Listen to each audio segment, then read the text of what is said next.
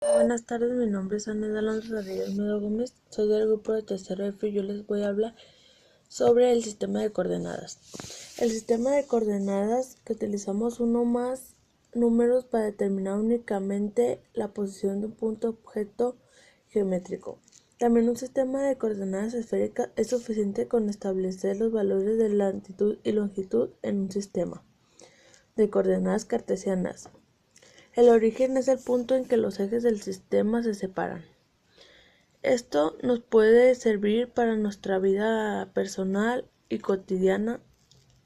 Por ejemplo, al buscar un domicilio de la colonia, el nombre de la colonia, el nombre de las calles y las cuadras y los números de las casas en donde nos dirigimos.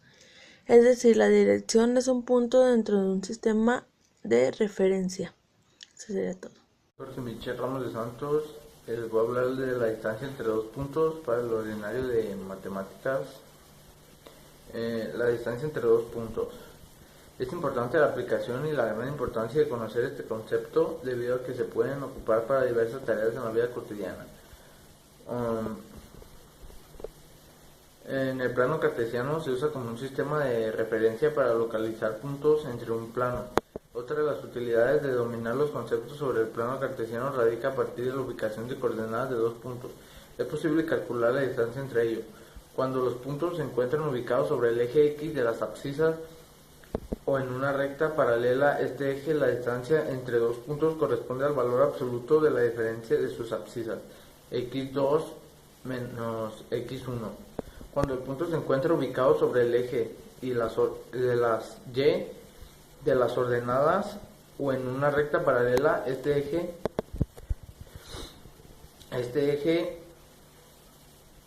la distancia entre dos puntos corresponde al valor absoluto y la diferencia de sus ordenadas, y1 menos y2. Ahora, si los puntos se encuentran en cualquier lugar de este sistema de coordenadas, la distinta queda determinada por dos puntos.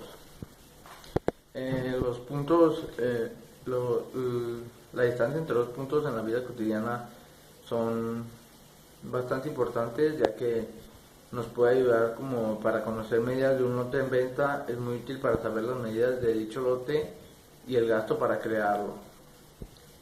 Conocer la distancia que hay entre una ciudad u otra, entre un país u otro, para determinar el tiempo estimado de llegada a dicho lugar, los costos del transporte, o si el automóvil es tuyo, para saber si la cantidad de gasolina que se utiliza. Para las personas que les gustan los deportes extremos, como escalar montañas, desciende a una gran velocidad, etcétera, les podría servir para conocer la distancia que hay desde el inicio hasta el final de las pistas, para conocer el tiempo que les llevará a recorrer la distancia para mejorar y poder ser más veloces. También se puede utilizar en el espacio exterior, para conocer la distancia que hay entre un planeta u otro, un sistema solar o entre otras cosas. Al igual, para conocer la distancia y el tiempo que tardaría un cometa en llegar a un lugar determinado para ser observado. Y para el futuro, porque no vas a conocer los gastos para poder viajar por el espacio conociendo la distancia y el tiempo.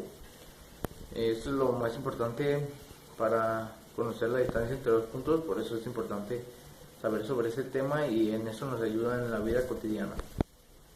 Gastos para poder viajar por el espacio conociendo la distancia y el tiempo. Esto es lo más importante para conocer la distancia entre dos puntos, por eso es importante saber sobre ese tema y en eso nos ayuda en la vida cotidiana. Ramos de Santos y yo les voy a hablar sobre la segunda ley de Newton para el ordinario de física. La segunda ley de Newton se encarga de cuantificar los conceptos de la fuerza.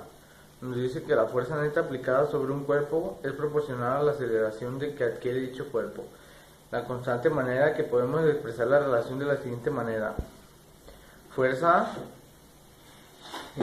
sobre masa en la aceleración. Esta ley explica que ocurre sobre un cuerpo en movimiento cuya masa no tiene por qué ser constante, actúa una fuerza neta. La fuerza se modificará el estado de movimiento cambiando la velocidad en el módulo o dirección en concreto.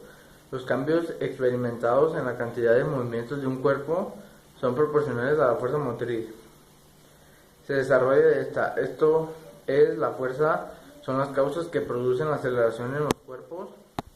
Por ejemplo, si un carro de un tren en movimiento de carga se detiene súbitamente sobre los rieles porque tropezó con un obstáculo, su carga tiende a seguir desplazándose con la misma velocidad y dirección que tenía en el momento del choque. La expresión de la segunda ley de Newton que hemos dado es válida para cuerpos cuya masa sea constante si la masa varía, como un ejemplo, un cohete que va quemando combustible. No es válida la relación fuerza-masa por aceleración.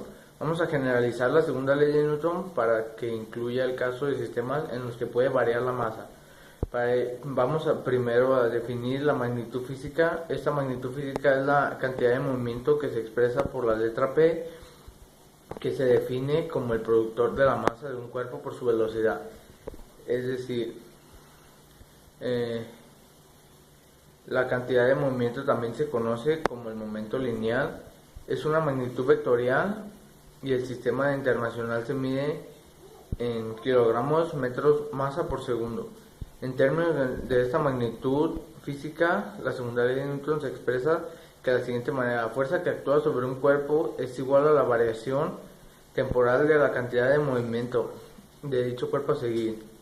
De esta forma, incluimos también el caso de los cuerpos cuya masa no sea constante. Para el caso de que la masa sea constante, recordando la definición de cantidad de un movimiento y que sé cómo se deriva de un producto, tenemos fuerza igual a distancia, masa por velocidad, entre distancia-tiempo igual a masa por distancia-velocidad, entre distancia-tiempo más distancia en movimiento y entre distancia-tiempo.